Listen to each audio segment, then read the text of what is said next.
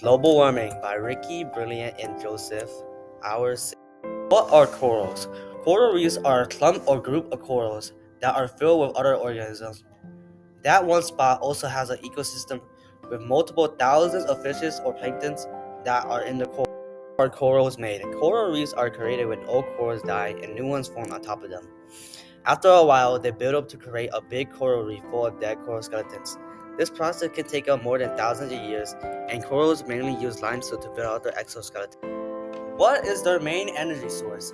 Coral reefs mainly get their energy from zooplankton, but also eat food that is floating around. The zooplankton help give the coral inside the coral energy by doing photosynthesis. Makes them important. Coral reefs are important to the ecosystem as they make it a great home to life down in the ocean. Coral reefs are needed as they give food, tourism, and fishing. What is global warming? Global warming is when people use fossil fuel or other resources that make the world warmer.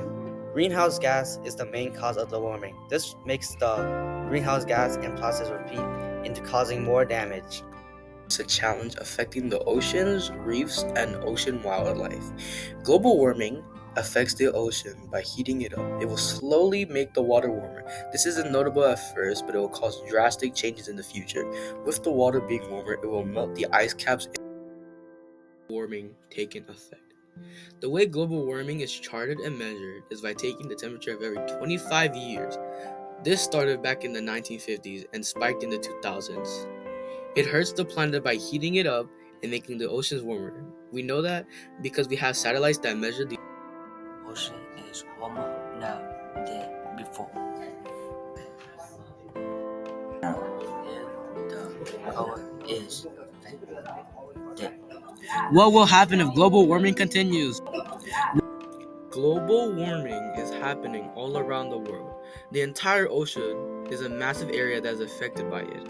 It hurts the corals by irritating them with higher temperatures than normal. How will the ocean data look if global warming continues?